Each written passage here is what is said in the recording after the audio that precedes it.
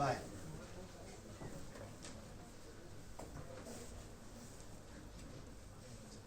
ainda há aqui um lugar à frente, dois aqui à frente, há dois lugares aqui à frente ainda.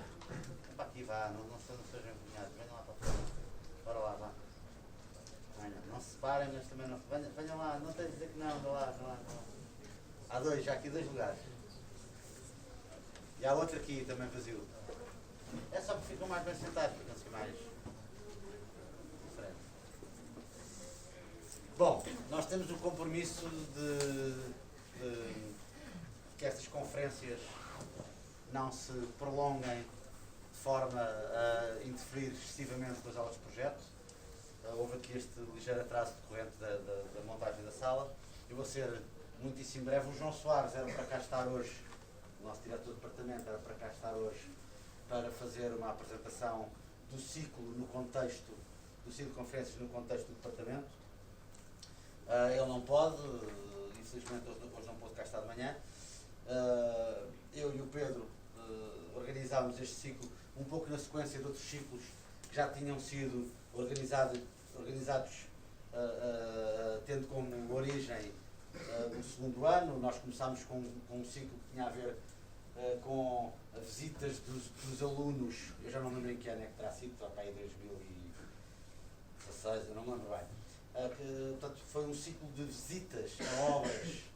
Portanto, em vez dos arquitetos virem aqui à universidade apresentar os projetos, o que nós fazíamos era, íamos nós em caminhonetas com 50 e tal alunos e mais, visitar obras que na altura estavam a acabar e eram apresentadas ou já acabadas, e apresentadas pelos próprios arquitetos. Foi um ciclo bastante longo, visitámos muitas obras, e chamava-se Vai-me à Montanha, fazendo alusão a esta ida dos alunos à obra por oposição ao que comumente acontece. Depois, no ano seguinte, organizámos um outro ciclo chamado Na Loja de Mestre André, que tinha a ver com a visita dos alunos aos escritórios de vários arquitetos a Lisboa, Coimbra, não fomos ao Porto, mas fomos bom, eu não me recordo exatamente de todos, mas fomos a variedíssimos escritórios e estavam lá os arquitetos que apresentavam o seu lugar de trabalho, no fundo, o lugar da criação, e explicavam os trabalhos que tinham feito, os trabalhos que estavam a fazer, os trabalhos que estavam a preparar, a forma como trabalhavam, do ponto de vista para se compreender a metodologia que é diferenciada de cada arquiteto entre os vários arquitetos. Depois fizemos um terceiro ciclo, já mais de acordo com o que comumente se faz, chamámos Santa Casa, porque vieram uma série de arquitetos mostrar casas e falarmos de casas. Portanto, houve um número bastante grande de casas que foram apresentadas no âmbito desse ciclo. E este ano tivemos, no fundo, estivemos a organizar um conjunto de apresentações que centrasse na possibilidade de arquitetos apresentarem outros arquitetos que circunstancialmente estivessem a estudar. É nesse conjunto de apresentações que se integram uma apresentação sobre o Rui Atoguia, que vai ser a arquiteta Graça Correia do Porto, que vem cá apresentar. O arquiteto Celestino de Castro está apresentado pela Júlia Varela, que é cá de Évora, mas está a fazer doutoramento no Porto, julgo eu. Vai ser apresentado também um arquiteto que diz muito à Universidade de Évora, diz muito a muitos dos professores aqui da Universidade de Évora, porque o conhecemos muito bem.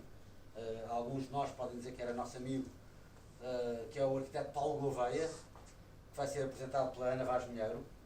O perfil de Pardal Monteiro vai ser apresentado pelo seu sobrinho neto, julgo que é sobrinho neto, João Pardal Monteiro. O arquiteto Cassiano Branco vai ser apresentado pelo Paulo Tormenta Pinto.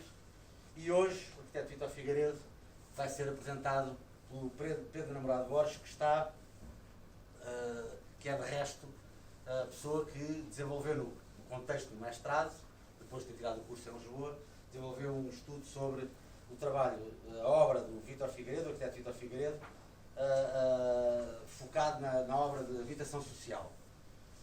Claro que todos esperamos agora o desenvolvimento desse trabalho que se estenda para o conjunto da obra do Vítor Figueiredo, naturalmente, para que possa haver uma monografia sobre o seu trabalho. Eu vou ser muito breve. Portanto, para terminar, relativamente ao ciclo, serão estas 6 apresentações, tudo. O objeto destas apresentações são sempre arquitetos do século XX português. Hoje é o Vítor Figueiredo, que além do mais tem uma relação com Évora muito particular, porque verão, com certeza à frente, é o autor não só da Mita, como também da reabilitação do que agora é a Academia de Música, onde funciona a Academia de Música de Évora. Muito brevemente, o Pedro, namorado Borja, que eu agradeço muitíssimo a generosidade e a disponibilidade em vir aqui ter connosco e nos dar esta lição sobre o Vítor Figueiredo. É formado na Faculdade de Arquitetura de Lisboa, onde faz o mestrado, e agora o doutoramento que estás a fazer no ISCTE. Julgo com o Ricardo Garês, não é? Como o Ricardo Garês, que já foi professor de alguns de vocês. O Pedro já publicou um conjunto de artigos, muitos deles, alguns deles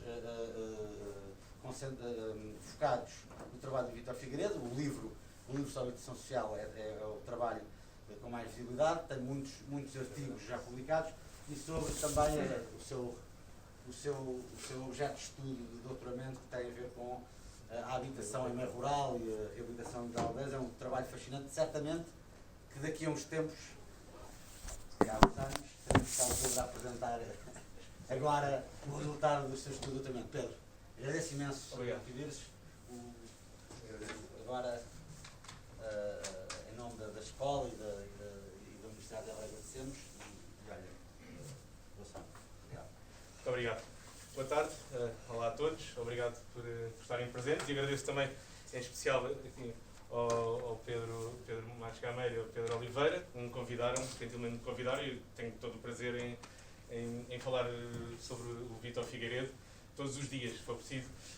Pronto, isto cresceu assim em mim desde o início do curso, sem saber muito bem. Acho que já estudo o Vítor Figueiredo pelo menos há uns 20 anos, mais ou menos, mas sem grande consciência, como é óbvio. Só a partir de uns anos para cá é que já comecei a aprofundar um pouco mais e a tornar um pouco mais científico. Foi o início de um pouco do meu percurso científico. Neste momento, como o Pedro disse, estou no doutoramento no ISCTE, ainda sobre questões de habitação, mas mais concentrado também no mundo rural. Mas partiu aqui tudo do Vítor Figueiredo, e o Vítor Figueiredo vai-me acompanhar aqui ao longo deste percurso. Já é algo que não vou deixar. Portanto, é um prazer e fiquei muito grato e fico muito contente de vos passar alguma vibração, alguma ideia do Vítor Figueiredo, que possa despertar em vocês também vontade de continuar, não só, por um lado, de conhecer melhor os personagens, não é? Que fizeram o nosso século XX, não é? Da cultura arquitetónica, não é? Podem não ficar só por este, mas neste caso é a segunda parte do século XX e faz parte, é uma pessoa incontornável, não é? Terão que conhecer forçosamente, pelo menos ouvir falar o nome, não é? Que é Vítor Figueiredo, além de toda a outra cultura arquitetónica, internacional, nacional, quanto mais melhor. Esse é um dos objetivos. O outro objetivo é despertar também um pouco a ideia de que existe um mundo ligado à arquitetura e a todas as outras disciplinas, e cruza-se com todas as outras disciplinas, que é a investigação. Não é? Ou seja, parte desta curiosidade ou deste entusiasmo por alguém ou alguma coisa ligado ao mundo da arquitetura, ou não. Vamos ver aqui que o Vítor Figueiredo se ligava a muitos mundos, não é? Não só da cultura arquitetónica.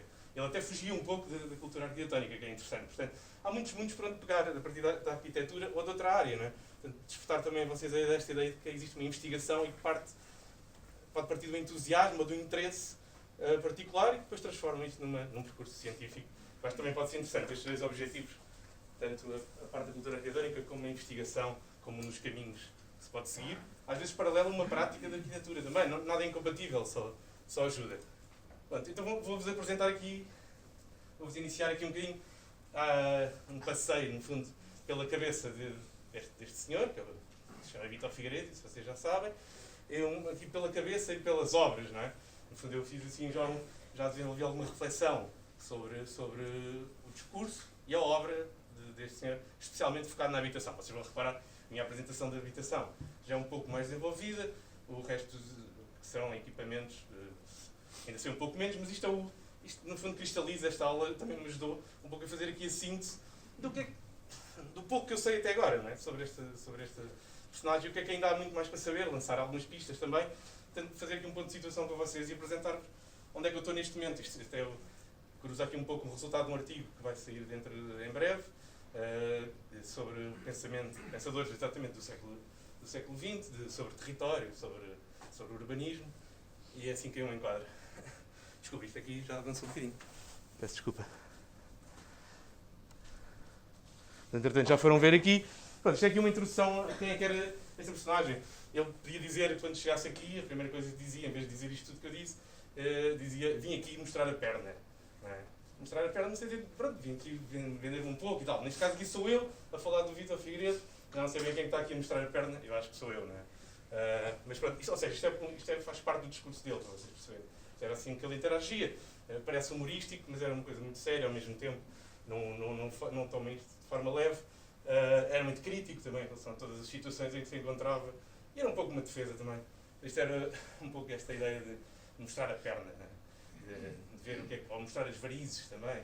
Eles iam mostrar a perna como uma corista barata. Portanto, tinha assim tinha algumas variações, mas era para o verem.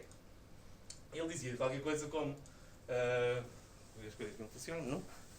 Ele dizia qualquer coisa como...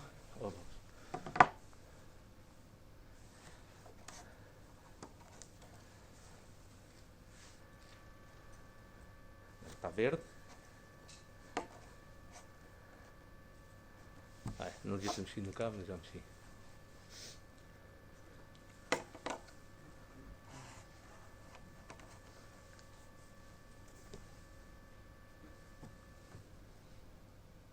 Ok. Isto é também uma parte do discurso dele, um pouco descontextualizado também. Ele gostava muito do Alentejo, já que estamos no Alentejo. Tinha uma grande paixão pelo Alentejo, que foi desenvolvendo ao longo dos anos, apesar de ele ser da Figueira da Foz, como vamos já ver, mas ele gostava muito do Alentejo. E ele dizia que havia coisas que só havia no Alentejo, como, por exemplo, esta resposta a esta pergunta, não é? Isto já é um diálogo dele.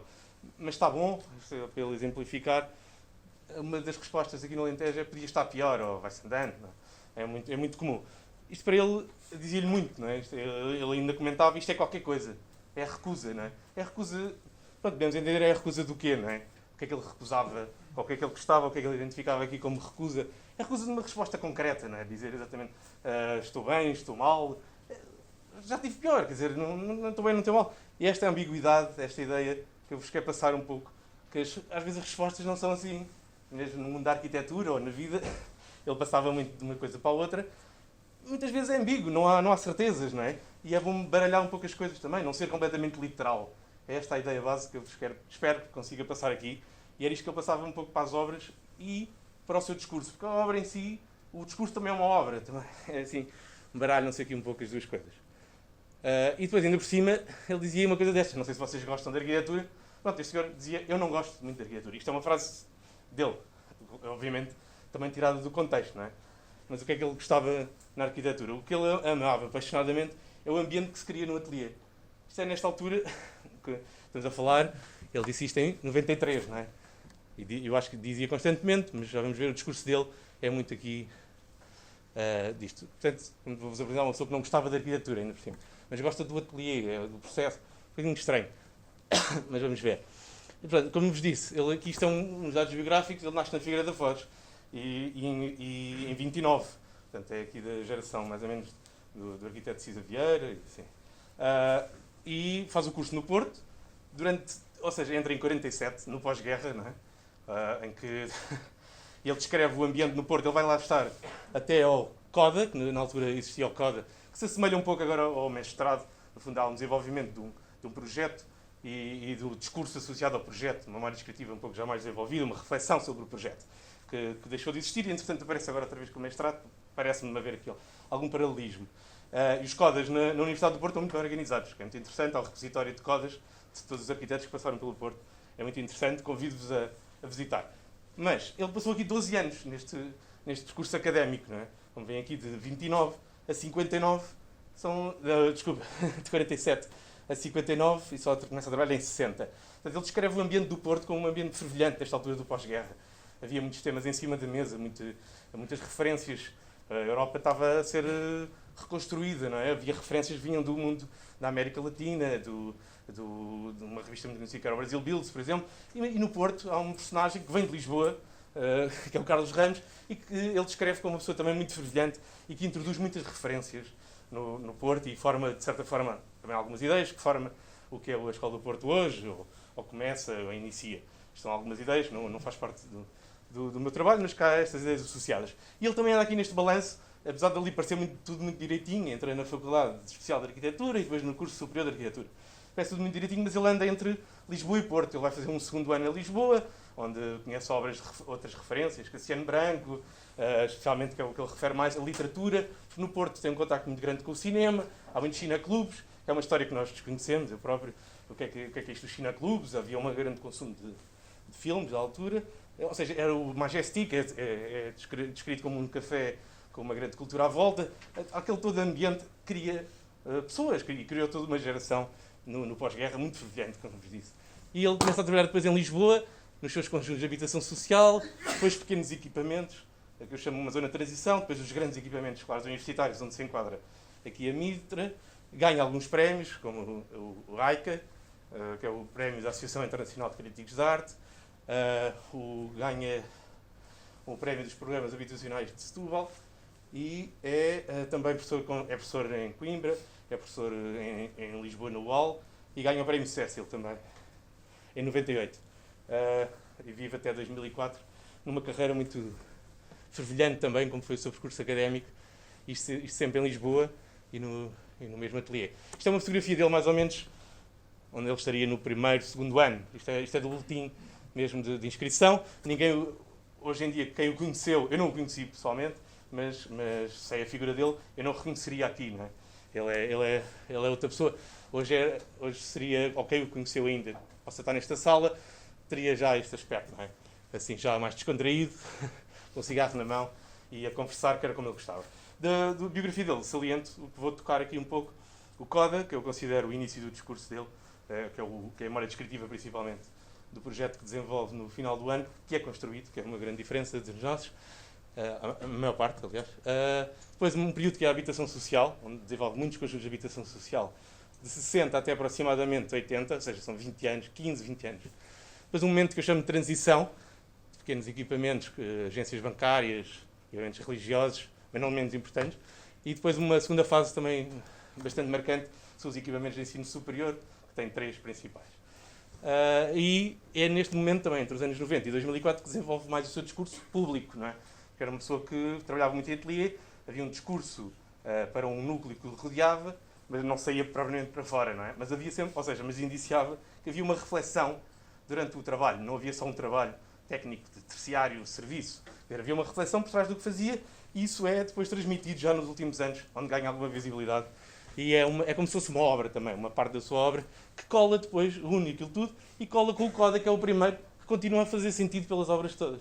Que é muito interessante, como é que uma pessoa acaba de sair da faculdade, aos 30 anos, neste caso, tem umas ideias, não digo claras, mas tão abrangentes, que vai servir de linha guia até ao fim. Isto é a minha, faz parte das minhas futuras teses, talvez. Isto é um ensaio já aqui com vocês, para ver se compram, não é? Se vou mostrar a perna, ver se alguém compra. Portanto, isto é o Coda dele, é um exemplo do Coda dele. É uma casa... Será que... Posso tirar a máscara? Estava aqui a gostar um bocadinho. Ninguém se importa? Se alguém se importar, por favor, diga.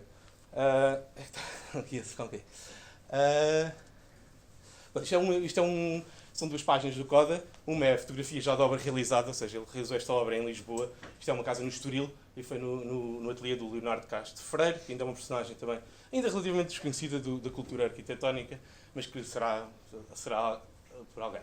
Ele desenvolveu este projeto logo antes ainda de acabar o curso, não é? Isto é para o Coda, para o concurso de obtenção do diploma de arquiteto. Isto é uma casa, quer dizer, assim visto de fora, muito, muito longínquo, e a mim ajuda-me, o facto de não o ter conhecido e não estar muito envolvido na obra dele, um olhar assim um bocadinho mais distante. Pronto, isto tem muito a ver com a arquitetura mais americana, mais do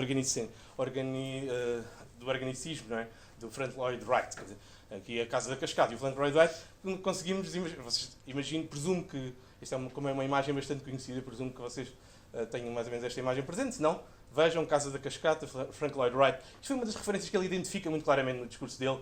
O Carlos Ramos puxou aqui umas revistas aqui americanas e estava lá o Frank Lloyd Wright e para ele foi uma revelação o Frank Lloyd Wright. E aqui, quer queiramos, quer não, eu acho que há aqui uma inspiração, há aqui algum movimento, planos, volumes, e pode ser associado a isso ou não. Mas o mais importante está no que ele escreve, que é uma coisa tão abrangente.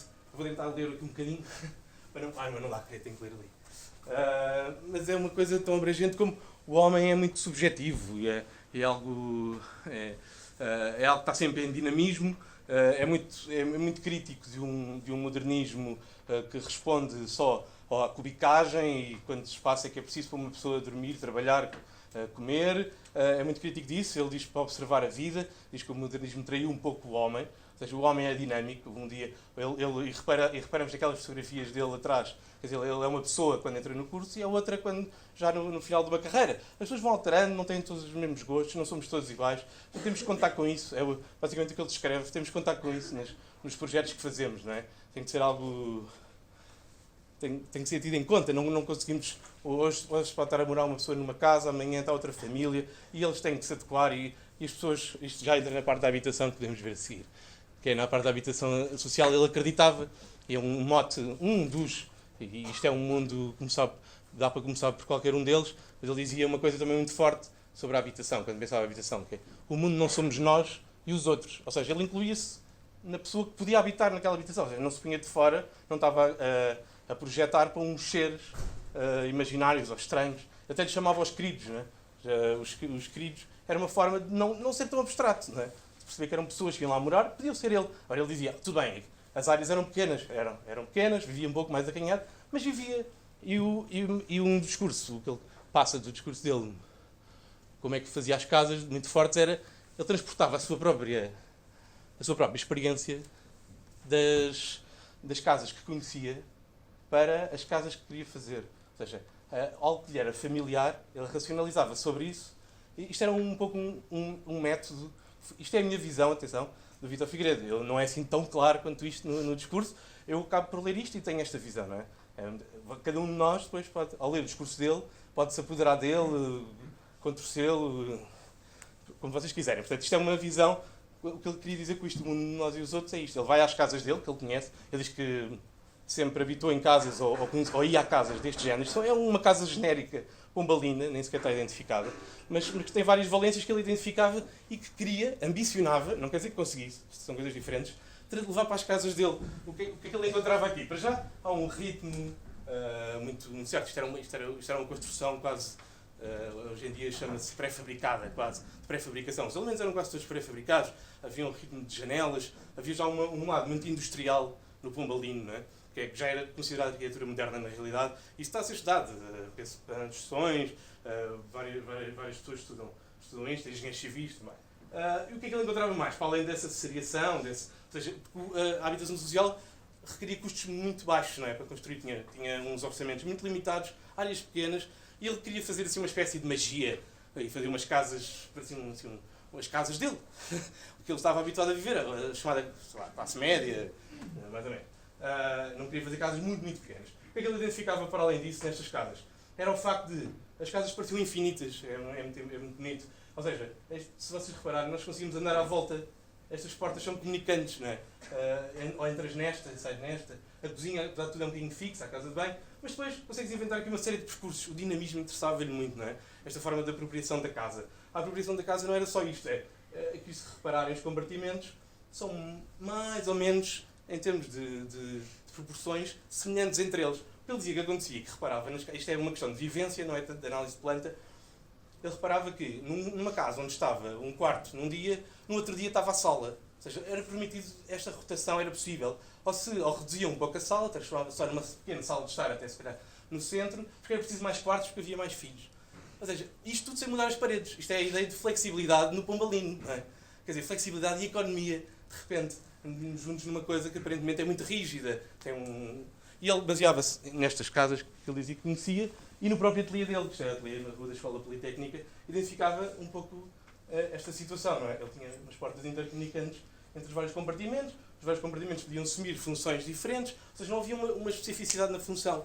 Enquanto que no modernismo, se nós vimos hoje, e as casas que até nós desenvolvemos, quer dizer, a sala aparece muito destacada. A sala é o compartimento maior e ali é sempre a sala, quer dizer, dificilmente pode ser um quarto. Talvez, com ajuda, se calhar alguns de vocês, em casas alugadas, já viveram em quartos que eram sala e não têm sala na casa. Pode acontecer, mas apesar de tudo há uma identificação muito clara até na planta.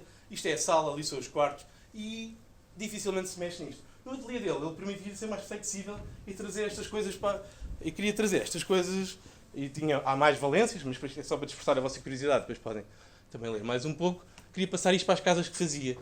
Isto é uma das primeiras... É a primeira experiência dele, que é nos Olivais Sul. São assim estes edifícios, não são estes e paralelos à via.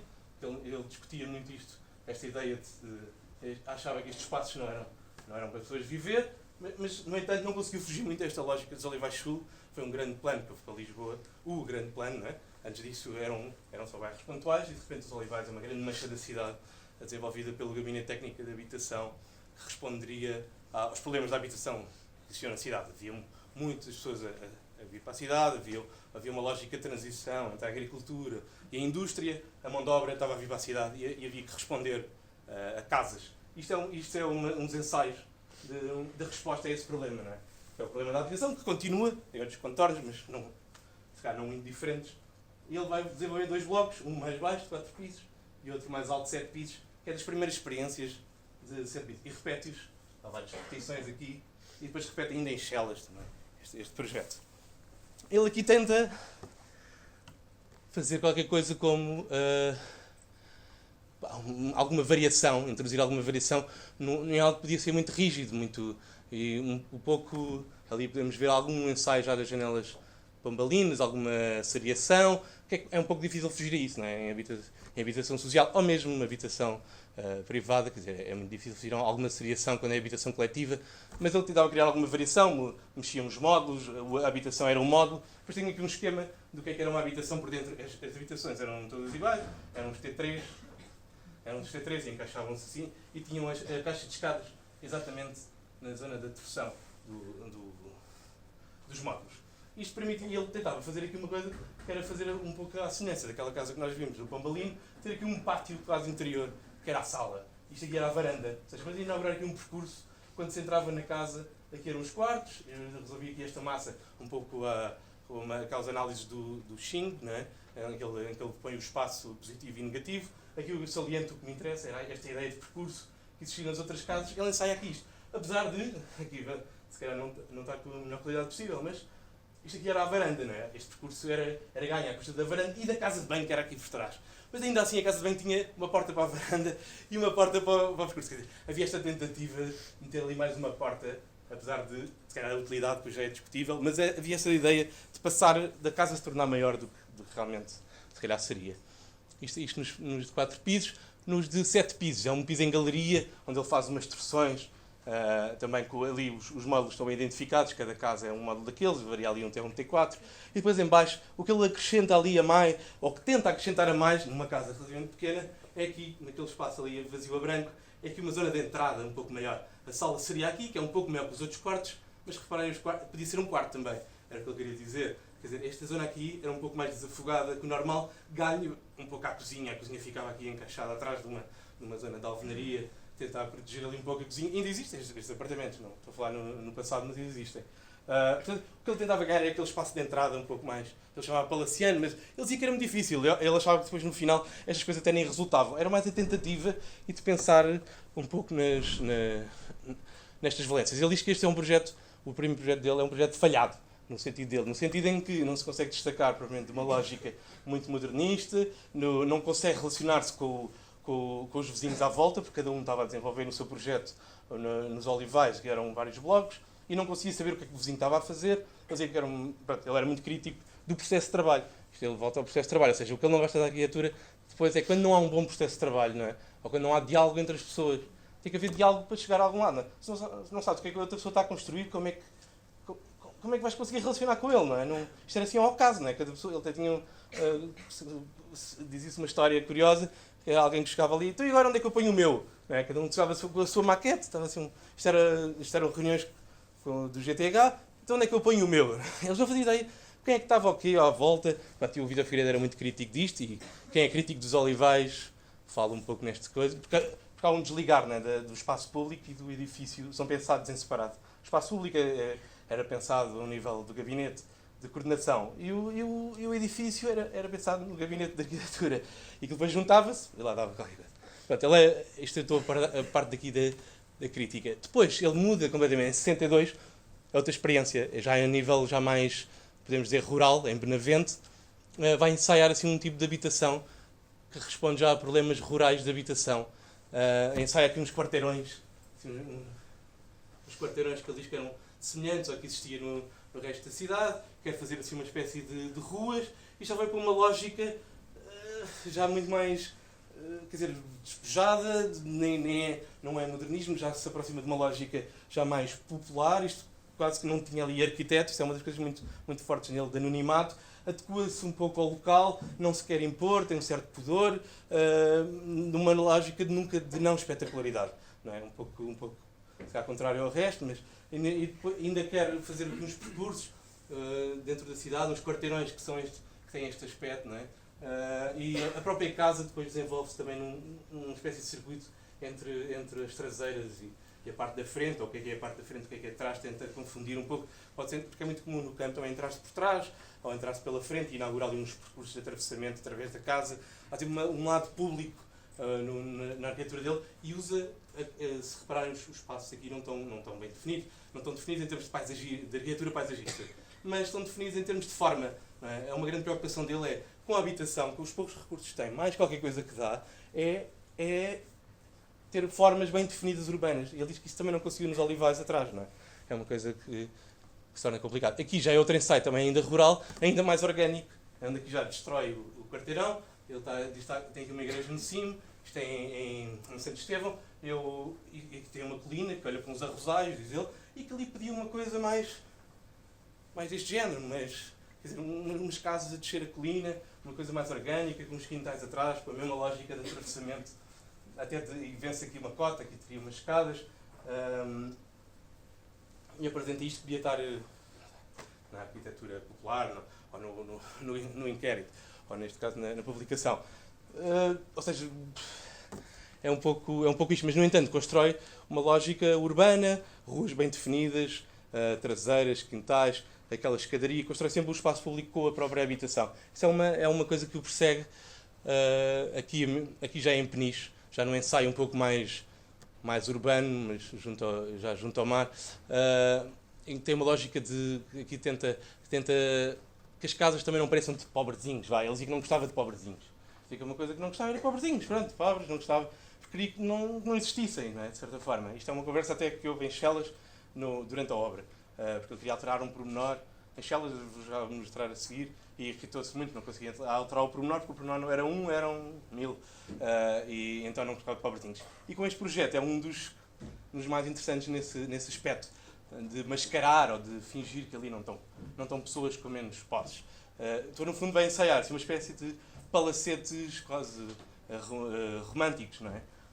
Vai buscar ali umas referências mais renascentistas, aliás, de um palacete urbano. E vai um pouco construir a forma urbana também com esses palacetes. Se repararem, há assim este jogo de vem para trás e vem para a frente e consegue fazer várias pracetas e o arruamento, e ainda no meio dos volumes tem os atravessamentos. Isto é, por exemplo, é a rua uma das ruas principais, e consegue atravessar para dentro do bairro através de cada um, e ao mesmo tempo é o acesso vertical dos apartamentos. Ou seja, cada apartamento, cada piso destes são 4 apartamentos. 1, 2, 3, 4. No entanto, parece que podia ser quase de uma pessoa, não é? Não se percebe onde é que, se a pessoa está a entrar para aqui, para que lado é que vai, não é? Isto é uma secção, cada edifício, na realidade, é metade de cada palacete. Ele baralha a visão das pessoas. Não quer que tenha uma leitura imediatista de que agora se consegue, se não consegue, se gostam, se não gostam, é mais duro, menos duro, mas a ideia base é sempre esta de construir algo e dar algo mais. Acho francamente é um exercício muito interessante, quer dizer, e bate certo com o discurso, e olhamos para ali, podia ser um palacete urbano. Aqui já é uma fotografia de Chelas, que é muito forte, que é as pessoas a abrirem as casas. Isto, no fundo, mostra a situação, que é de um conjunto que é muito conhecido dele, que é os 5 Dedos, no bairro de Chelas, em Lisboa, Isto foi desenvolvido também pelo GTH, já em 73. O GTH é o Gabinete Técnico de Habitação da Câmara de Lisboa. É o grande projeto a seguir aos Olivais Sul, que era o anterior, já na sequência do Olivais Norte, onde Vítor Figueiredo não participou, e o GTH desenvolve um mega projeto, já com outras ideias já urbanas, mas um mega projeto onde tem vários edifícios de habitação, e é convidado também para desenhar que é conhecido como os 5 dedos, que é talvez o mais conhecido ou o mais emblemático, e que tem assim uns pormenores, isto é a nível do resto de chão. Se virem, estamos aqui numa situação de pontão, não é? Parece que termina aqui, há aqui uma junção de 2 vales, e está nesse ponto, que é uma situação muito interessante. Depois, se repararem, isto é recorrente nos projetos anteriores e continua sempre um pouco a estas linhas de sombra, a este tornear da esquina antes, o redondo, quer dizer, estes pequenos, isto também interessa, não é? Estes pequenos trabalhados é só com o reboco. Ele dizia que enganava os orçamentos. Aquilo era sempre reboco, não é? O reboco, ou mais atrás ou mais à frente, com os recuos fazia alguma expressão. Este é um dos exemplos em que ele dizia que ia buscar, por exemplo, ao Cassiano Branco, se fomos passear por Lisboa, há muitos edifícios onde a abertura das janelas é feita com o reboco, e há um arredondado e um recuar em relação a linhas de reboco, que é muito comum em edifícios do Cassiano Branco, ou outros dos anos 30, em Lisboa, por exemplo, Bairro das Colónias, é muito forte, ainda tem mais, já entra numa parte mais decorativa, e ele queria puxar isso em Lisboa, porque isto tinha a ver com Lisboa. Depois, isto é uma imagem muito forte, são os 5 dedos, não é? É fácil de perceber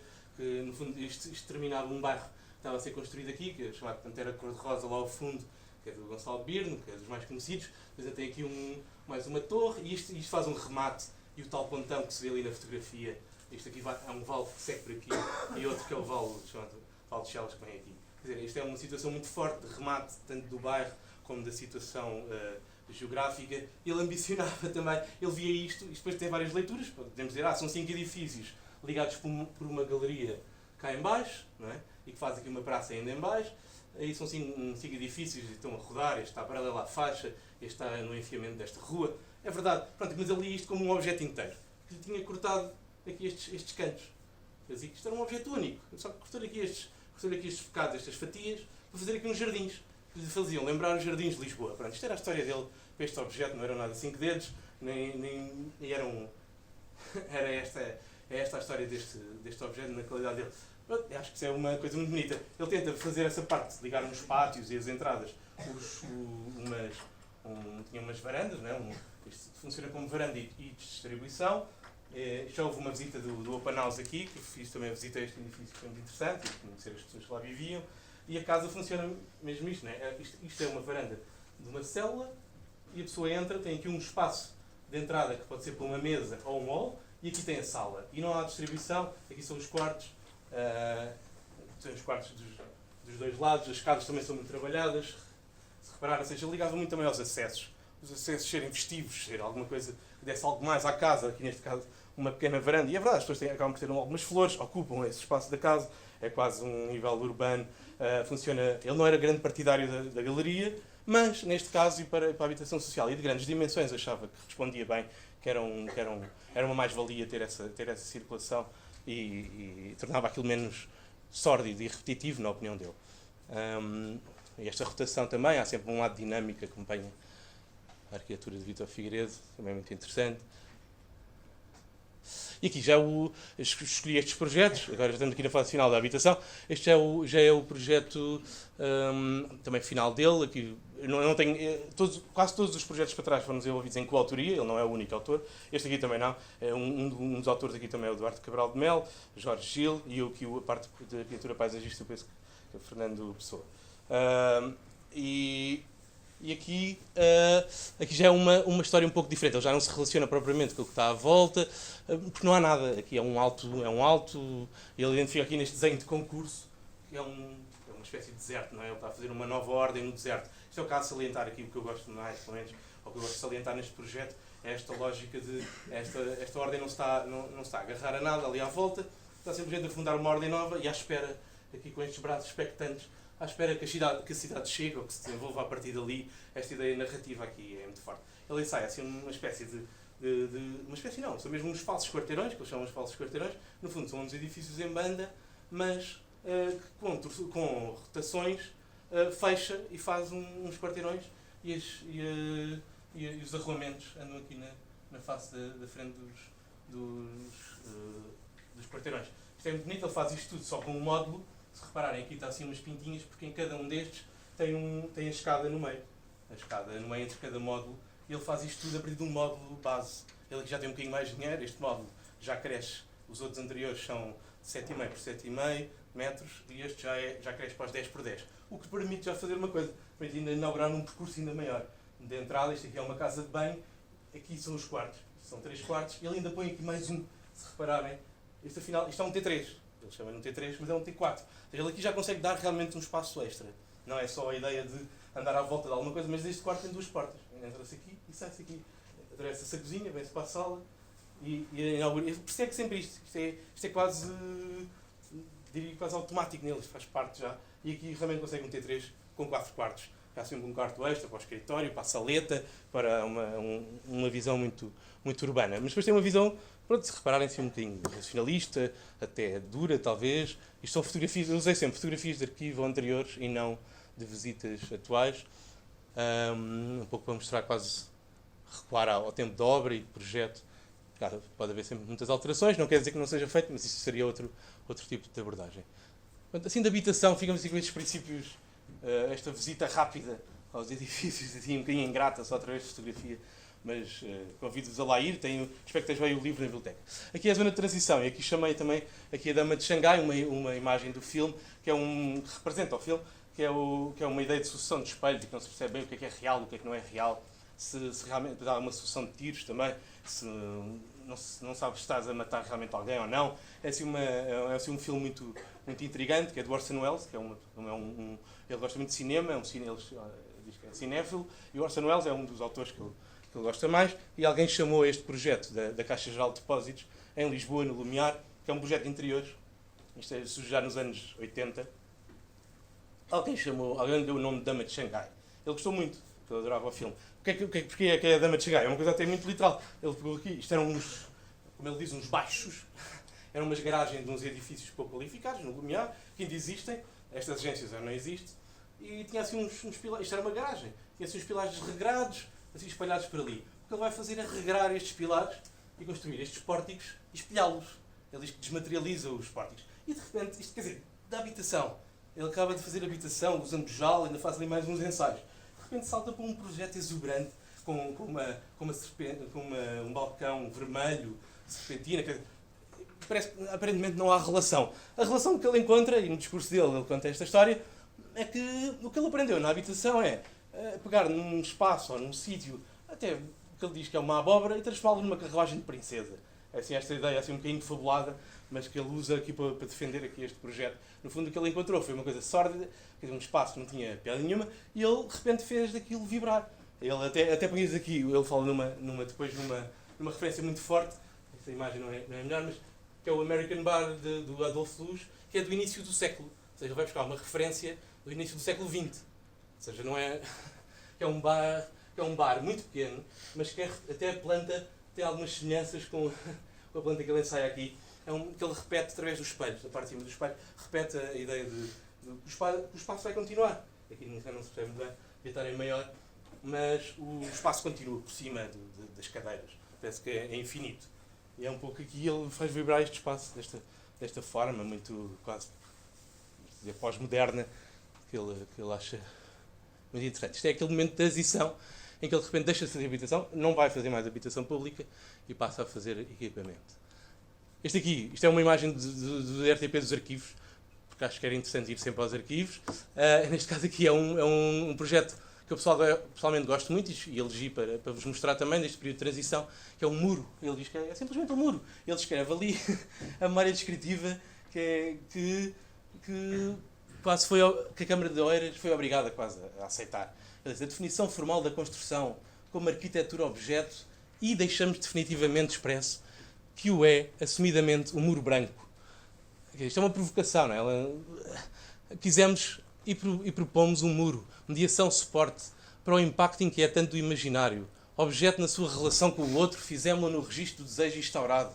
O único lugar da relação do objeto com o outro é a falta. O traço e incisão feita no muro denuncia a falta. A falta provocantemente oferecida permitirá memórias e desejos. Esta foi a memória descritiva para a Câmara que eles, coitados, aceitaram, diz ele. Quer dizer, isto são os balneários, na realidade, e a ideia é esconder aquele barracão lá atrás. A incisão que ele fala é uma coisa muito subtil, e que vem também da habitação social que ele usava, que é este traço aqui nesta fotografia então da televisão, quase não se nota, mas lá, apesar de tudo, agora tem uns grafites, ainda se nota menos, mas a incisão, ou seja, há aqui um ressalto no muro, o muro faz isso, não é? Há aqui uma abertura, não é uma abertura, é uma incisão, simplesmente, e ali nem é uma linha de sombra, há simplesmente este plano não está naquele plano. E é só num troço do muro. Ele diz que era aquilo que queria fazer. Quer dizer, ele disse, nesta altura estava muito apaixonado, ele vive a vida toda apaixonada, mas neste período foi um período intensíssimo e adorava levar as pessoas ali, ver o muro branco. Lá dentro, eu já visitei, tem um ar assim, quase de capela celestial, tem entradas de luz, é muito bonito, é um dos balneários mais bonitos que conheço. No entanto, o que ele quer mostrar é um muro e não quer chamar muita atenção para os balneários. A outra é aqui perto, em Albergaria dos Fusos, não é muito longe, convido-vos a ir lá ver também, agora está fechado e tem um sino muito estranho ali na fachada, mas apesar de tudo é assim. Isto é uma igreja também muito interessante e ele aqui tem outra ideia, é uma ideia de continuidade também espacial, porque isto no fundo é no meio de uma praça, vou-vos mostrar aqui as fotografias que ele mandou para o projeto. No fundo a igreja enquadra-se no meio de uma praça que estava aberta e ele mete aqui um objeto em que faz aqui as ruas e anda-se à volta da igreja e tem ainda a igreja tem um espaço central, ainda tem um espaço público que atravessa, que hoje em dia fecharam infelizmente, para a Casa Mortuária, mas era um espaço público atravessável, coberto. Isto era o interior em maquete da igreja, que ele diz que aqui, apesar de haver uma continuidade narrativa também, ele se preocupa sempre em que continue ou acrescentar algo e formar o tal espaço através do objeto construído. Para além disso, queria criar uma relação também, e isto enquadra-se muito bem nesta conferência, que é a ideia de continuidade histórica. Então, ele diz que uma das referências que assume é esta entrada de luz do conventinho do Bom Jesus de Valverde, que é ali junto à Mitra. Não é? E de repente cria uma ligação com algo, penso do século XVI, não é? do Renascimento, alguma tocar suspeito e diz ainda que quer, ou seja, ele quer fazer esta igreja, ele elege como fazendo parte da história das igrejas no Alentejo, a maior parte delas perdidas ou em convento. Quer dizer, ou a forma exterior, ou as entradas de luz. Ele vai buscar várias características das igrejas que ele próprio conhece, que lhes é familiar, que ele gosta muito do Alentejo. Apesar de ele vir de perto do mar, da Figueira da Foz, ele diz que desenvolveu uma grande paixão pelo Alentejo e ele acha que na planície procura o mar. Eu acho isso muito bonito. Alguém escreveu qualquer coisa parecida com isto, mas ele usa como algo, ele para na planície para ver. E assim compara na planície, para também. Isto agora, não me ponho aqui nenhum slide de transição, vamos já saltar aqui para a Mitra, porque ele para aqui, isto aqui, onde estávamos a ver aquela capela, é aqui, é no conventinho. Ou seja, ele faz aqui uma relação entre a capela e de repente outro projeto, e ele diz que, para além de procurar o mar na planície, ainda procura também, ele depois tem outro lugar fetiche, que é Sagres, lá se saber porquê, ele gosta de ir para o mar e gosta da situação de Sagres, e compara Sagres, no mesmo nível, ir a Sagres ou subir aqui ao tanque da herdade da Mitra, que também lhe diz bastante, que é este edifício aqui é o complexo feito pelo arquiteto Manuel Taini, e aqui ele faz aqui a Mitra. Pronto, e esta lógica vem da igreja, assume aqui, ele diz que esta lógica que está aqui é parecida com esta e com esta, ou seja, é da mesma família. Portanto, isto é o sentido de continuidade dele, é neste caso específico, a continuidade urbana é fazer elementos que façam sentido entre eles, ou seja, este aqui conforme um espaço interno, este conforme um espaço interno, e ele parte do espaço interno da Mitra para fazer tudo o resto. E o espaço interno, depois tem no espaço, esta zona não foi construída, nem esta biblioteca. Ou seja, isto é a história da Mitra, parece muito simples, ou seja, não parece muito simples, mas não é nada simples, chega aqui, ele próprio não sei se tinha essa consciência quando estava a desenhar totalmente. Ele diz que isto é o projeto preferido dele, isto foi mais intenso, em termos de processo, é aquilo que ele gosta. É o processo, a relação entre as pessoas, muitas vezes violenta, diz ele, em ateliê. Ele tem uma grande intensidade de trabalho, quem o conheceu, já conheci pessoas que trabalharam com ele, e realmente é isso, ele passava esta intensidade de trabalho muito forte, e a Mitra, o desenvolvimento do concurso foi muito intenso, o desenvolvimento do projeto, intenso. Foi uma grande paixão, diz ele, foi assim uma coisa asolapada. E ele usa exatamente a ideia dos montes alentejanos que vão sendo construídos ao longo do tempo. Ou seja, e é isto um pouco que acontece, que é a história dos montes alentejanos, um pouco como a Praça de Veneza, não é? Aquilo não foi tudo construído, a Praça de São Marcos não foi tudo construído de uma vez, não é? Aquilo aparece aos bocados. É um pouco a história destes montes alentejanos que ele identifica e que aqui perto há logo um. Mas há mais feitos assim, não é? Esta construção aparece primeiro, depois é preciso umas cavalariças, depois é preciso mais um para alguém morar, e vai crescendo assim e forma um espaço interno à volta. Há muitas situações destas no Alentejo. E ele insere-se nessa história desses montes, ou seja, ele nem fala sequer no uso, se repararem, e eu não estou a falar muito do uso de ser uma agência bancária, de ser uma capela, ele insere-se nestas histórias, continuidade no tempo e, neste caso, no espaço também. Ele tem tenta sempre ter estas duas componentes. E quando salta da habitação já tinha isto, mas quando salta para o equipamento parece-me ainda mais forte e tem esta parte toda. Mesmo depois a parte de expressão da mitra, eu aqui ponho propositadamente só uma zona de entrada, não mostro tudo. Espero que os que ainda não conhecem vão lá, porque acho que vale a pena. E lembrem-se um pouco desta lógica, mas visitem primeiro o conventinho, se conseguirem ir lá dentro, ou pelo menos ali o monte à volta, tentem subir ao tanque e depois venham aqui um pouco à mitra, conhecer um bocadinho mais, não vou mostrar muito mais. Acho que é uma boa passagem. Eu penso que esta obra, esta fotografia é mesmo no final da obra, e se repararem continua a ter, quer dizer, todos estes cuidados. O pilar aqui acaba antes, estes insetos aqui, há linhas de sombra, há recuos, quer dizer, isto tudo vem também da habitação, quase esta depuração, e ao mesmo tempo a ideia dele era que isto, que é muito bonito, que é como se este edifício já lá existisse. Ou seja, ele simplesmente, aquilo foi para lá uma escola, pronto. Aquele edifício já existia, e agora de repente aquilo também dá para a escola, por acaso. Quer dizer, alguém está a pensar nisto em projeto, ou ter esta reflexão, mesmo que seja a seguir, ou seja, o discurso não tem que ser anterior ao projeto, pode ser durante ou após, quer dizer, mas ter esta visão sobre as coisas, no fundo, ele tem uma visão sobre o mundo dele própria. Ele diz, não usem as ferramentas só do que vos está mais próximo, não é? Das regras modernas, que através da ciência podem contabilizar espaços, ou ali as pessoas que antecederam ou que fizeram a obra ontem e vocês vão logo buscar. Não, podem ir mais atrás, podem ir aos montes, podem ir às capelas do século XVI, podem ir onde vocês quiserem, ou à vossa experiência. Quer dizer, mas o que é certo é bom ter cultura arquitetónica. Pode ser mais próximo, mas quanto mais tivermos, mais próximo, mais nos permite cruzar várias, no fundo, e o modo desta conferência é um pouco essa, é perceber essa história, onde é que vamos resgatar, copiar até, melhorar, introduzir algo novo. Quer dizer, isto é um pouco a lógica de projeto também de Vítor Figueiredo e de quem trabalha em projeto mais ou menos consciente. Depois pode-se relacionar a tudo isto. Pronto, agora é que pus o separador e apresento aqui uma senhora que eu acho que vocês já não conhecem, mas que ainda conheci, que é Cláudia Schiffer. Não sei se já ouviram falar, era uma modelo alemã. Pronto, e que ele apelidava o próximo projeto, era a Cláudia Schiffer dele. Ele dizia que a mitra era a paixão, e o que vem a seguir, que é a Escola Superior de Artes e Design, era a amante, e que ficava bem para levar um chá dançante, ou um restaurante, ou algo mais público. E na verdade foi com isso que ele ganhou o prémio Cecil, não é? Portanto, realmente a Cláudia Schiffer fez furor. Pronto, isto são já modelos de aproximação, em maquete, no ateliê dele. Isto também se encontra na RTP Arquivos, há muitas entrevistas dele na RTP Arquivos, procurem pelo nome dos edifícios, nomes dos arquitetos. Portanto, isto são assim os vários ensaios para chegar, mas basicamente a ideia mantinha-se, era um corpo curvo e outro corpo reto, e aqui ao fundo um hospital. Mas já é uma ideia também muito... Ao mesmo tempo que ele dizia não vão ao modernismo, ele também ia, não é? Quer dizer, há uma lógica aqui modernista, mas ele não recusava também, queria ir a outros modelos. Também. Pronto, isto é assim umas fotografias até do folheto do prémio Cecil. São assim uns edifícios muito longilíneos, muito com estas, às vezes são paulas, ali transformam-se em passagem, às vezes são armários para dentro, são paulas para fora. São assim é um edifício muito futurista, com muito movimento, e está introduzido no meio de um pinhal, não é? De repente é assim um exercício de arquitetura que ele, lá está, pronto, isto é tudo, é claro que ele se envolveu neste projeto, não é? Isto é tudo uma provocação. Ele diz que, aqui neste caso, foi demasiado fácil. Não é demasiado fácil, porque isto é tudo um trabalho. O que ele diz é que inventei aqui uma pauta, não é? Ele chama isto a pauta. A pauta é o sistema de fachadas do edifício.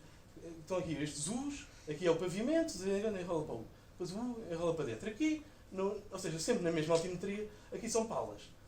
Agora aqui são os para dentro, agora aqui são os para fora. E com isto, se repararem, chega aqui, varia.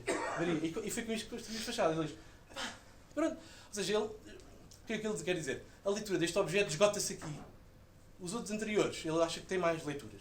Este aqui é muito fácil de descortinar a lógica que está por trás. Ele diz, não, é válido, é tudo válido.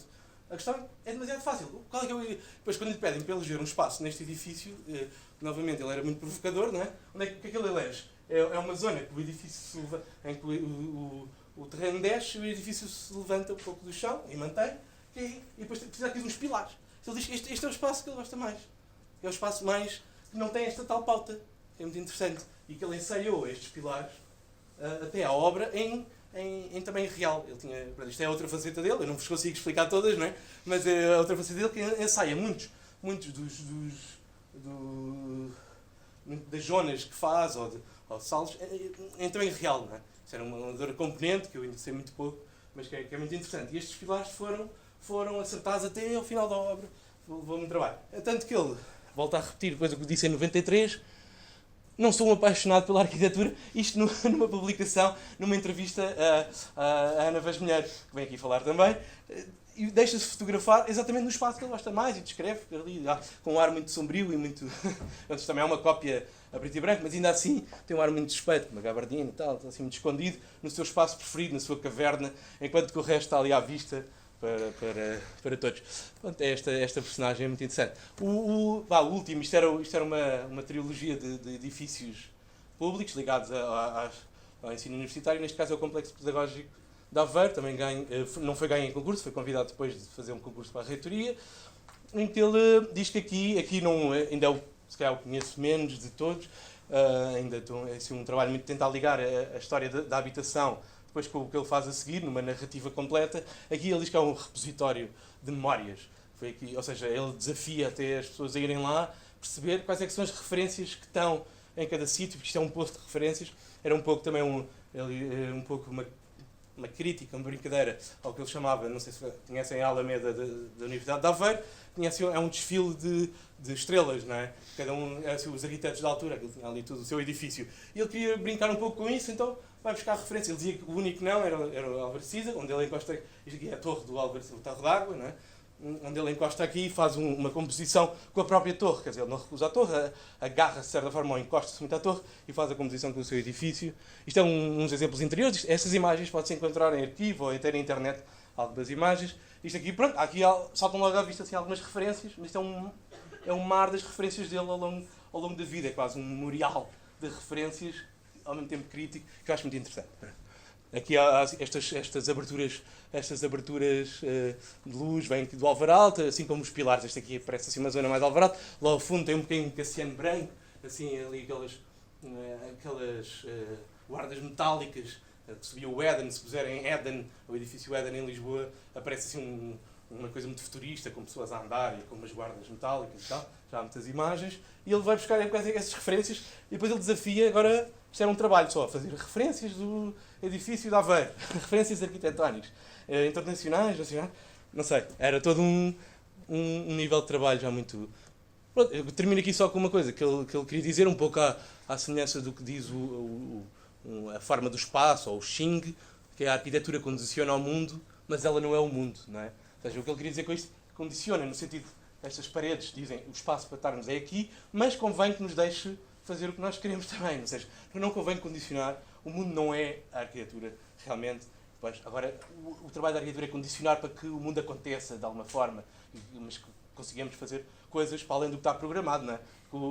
Isto cola com o código dele, ele diz que o ser humano é um ser dinâmico, quer dizer, nós não conseguimos prever tudo o que vamos fazer ou o que é que uma pessoa faz num espaço, portanto, convém não condicionar demais. Eu vou tentar pôr aqui este vídeo só para terminar. Não temos internet.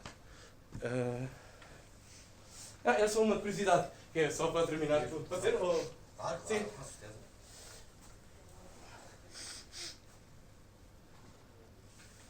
Se consigo ligar aqui. É só mais uma curiosidade dele quando lhe pedem para... No fim de uma entrevista, que é com o arquiteto Manuel Graça Dias, fazia parte do programa escolher uma peça, cada arquiteto que ia lá, ou que era entrevistado, escolhia uma peça de design. Era pedido para criar uma peça de design. E o Vítor Figueiredo, com o seu ar muito provocador, lá pensou o que é que ia fazer e decidiu apresentar uma peça Não sei se isto tem som, terá? Não sei.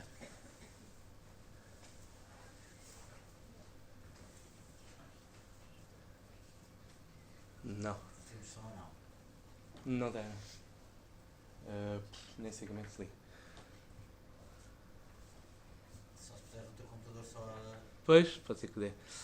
Mas também explica só mais uma. Era só por piada. Isto era um programa que eu penso que era o Ver Artes, teve vários temas. Isto era no 2021. Isto é todo um programa, podem ver. Mas eu acho curioso só a maneira de... É uma parte que chama design, depois já de terminar a entrevista com o arquiteto. Que sugere hoje aqui no nosso programa? Um projeto de design? Sim. Bom, quando tu fizeste a pergunta, estávamos aqui a filmar, eu fiquei um pouco atrapalhado e provocatoriamente ele funciona assim, quer dizer, portanto é justo que funciona. Eu lembrei-me de um objeto que me apaixona há não sei quantos anos. E que eu olho para ele e fico sempre encantado e todos os dias descubro novas coisas, quer dizer, que é uma cadeira que está em casa dos meus amigos do Duarte e da Maria Manuel. É uma cadeira que eles dizem que é chipandale, eu acredito que sim, é de facto, não tenho dúvidas nenhumas, é feita em ótima madeira e é uma cadeira que eu olho sempre para ela e sempre descubro coisas e sempre a vejo assim e sempre aparentemente ela é feia e depois tem para mim um encanto e tem de facto um encanto fabuloso, não é? Quer dizer, é uma cadeira de braço lindíssima. E eu disse isto provocatoriamente, porque eu devia escolher uma peça de design mais perto de mim, um objeto de carpintaria que eu coleciono, ou outra coisa como eu mostrei há pouco aqui. Mas isto tem a ver um pouco com a provocação. É tão design, então peraí, eu vou buscar aquela cadeira chimera, por qual estou apaixonado. Atenção, eu gostaria imenso de ter uma cadeira daquelas. E gostaria imenso de ter aquela cadeira. Mas gosta dela, não gosta dela no plano funcional também? No plano funcional é ótimo, quando me permite sentar-me dentro dela, mas não a vejo quando estou sentado, uso, mas não a vejo, quer dizer, prefiro olhar para ela e às vezes também me sento nela e digo, ai que bom. E tenho os braços e não percebo que é baixa, é larga. Bom, só vendo o objeto, quer dizer, só vivendo, eu há anos convivo com ele e convivo com ele frequentemente. Mas há uma curiosidade também a seguir. A produção do programa acha que há necessidade de mostrar aqui uma peça como deve ser, design a sério. Já agora podemos ver a seguir. Isto não é considerado exato. Mas é obviamente uma provocação, não é? Como ele explica, espero que tenham ouvido mais ou menos todos. Ele sabe perfeitamente que a ideia era escolher uma peça mais próxima dele, ou mais contemporânea, quer dizer, algo que dissesse alguma coisa, e ele provocatoriamente escolhe uma peça distante que nem é dele. Quer dizer, é uma coisa. Mas que ele. E ele descreve e argumenta porque gosta, quer dizer, não há como. Aqui fazem a apresentação, não querem, ninguém disse que não. Mas depois mostram, isto não acontece em mais nenhum programa, mas depois mostram uma coisa como deve ser que ninguém conhece, acho eu, pelo menos eu não conhecia. Isto é assim alguma. Pronto, acho que sim, podemos ficar por aqui. Exato. Mas acho muito interessante. Obrigado pela vossa atenção.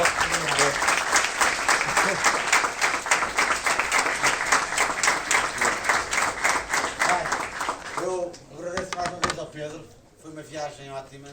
Esperemos que tenham seja a gostado. primeira de 6 viagens, todas elas tão incríveis como esta. Isto também, tínhamos a expectativa e temos a expectativa que terem visto pelo que o Pedro nos trouxe, terem visto o trabalho do Vítor Figueiredo, os entusiasmo a visitar pelo menos 2 obras do Vítor Figueiredo cá em Évora, a Mitra foi aqui mostrada, mas também o convento e a igreja onde está, eu esqueci o nome, mas é onde está a Conceição, é onde está o Convento dos Remédios. é onde está a Academia de Música de Évora.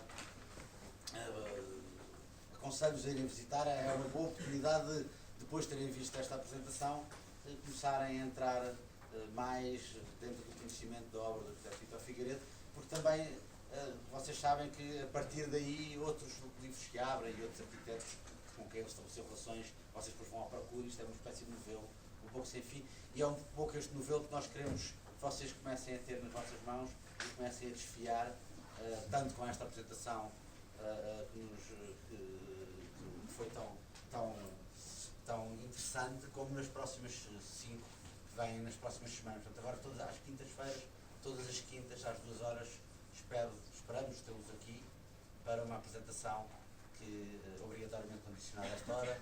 Pedro, agradeço também teres conseguido compactar tudo nesta hora. Espero que se tenha percebido tudo também, não sei.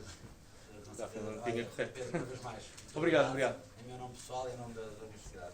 Muito obrigado. Foi um prazer. Obrigado. Muito bem. Se quiserem, se tiverem alguma questão para levantar, podemos ainda aproveitar a presença aqui do Pedro para fazer uma pergunta ou algum esclarecimento que tenha ficado por fazer. Se não, vamos para as nossas aulas de projeto, como estava esta programa. Há alguém que queira fazer uma pergunta? Estão a começar a terceira conferência, já se soltam, já vão fazer milhares de perguntas. Muito bem, então pronto, até para a semana então e boas aulas. Pedro, uma vez mais, muito obrigado. Boas aulas. Obrigada. Estudou-se tudo ou depende a correr, se calhar, não é? Uma boa apresentação. Feito?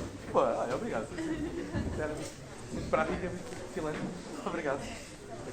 Já tinhas ouvido falar? Não? Boa. Novidade.